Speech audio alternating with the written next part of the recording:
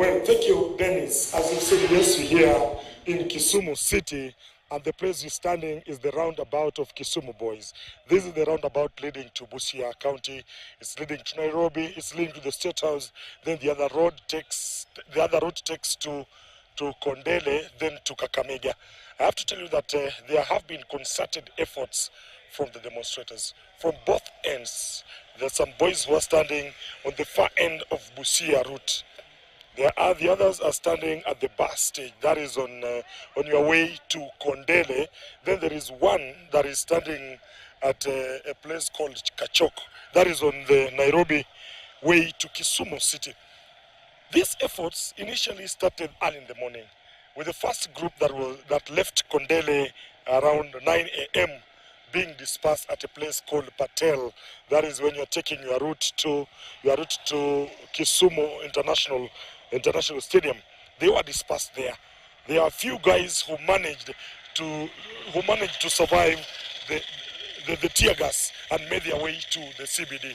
When they arrived here at the roundabout, there is a Kisumu Boys roundabout, they found another contingent of security officers here.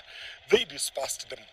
The boys were really up in their arms, and they were really resisting any efforts by the police officer, to an extent that there are some of the police vehicles that have been stoned here in Kisumu. This has forced the police officer to get a tanker that has been of help to disperse these rowdy youths from the CBD out of Kisumu town. But I also have to tell you that the boys started their efforts to go to the airport. As the cameraman is showing there, that is the Busia route. There are some boys who are coming all the way from Aga Khan through the Kisumu Boys roundabout. They are trying to see if they can get their access to the CBD. These boys today are behaving in an abnormal way. We've seen them demonstrating the other week on Thursday. We saw them demonstrating on Tuesday. But today there is some element of rowdiness. The peace that we have seen in the other demonstration is no longer there. Today, they have even scared away the few shop owners who are continuing to operate normally. But this has always been the situation in this particular time. Whenever we have demonstration, I don't know what has motivated them today to behave in this particular way. But I have to tell you that in this particular region, that is the Lakeside region, we're also talking about Homa Bay County, we're talking about Migori County, Siaya, and here in Kisumu. In Migori County, as you're speaking, reports confirm that at least 4 protesters have been shot. We don't know the status of their health up to this particular point, but also have been made to understand that 2 police officers have been critically injured and rushed to hospital.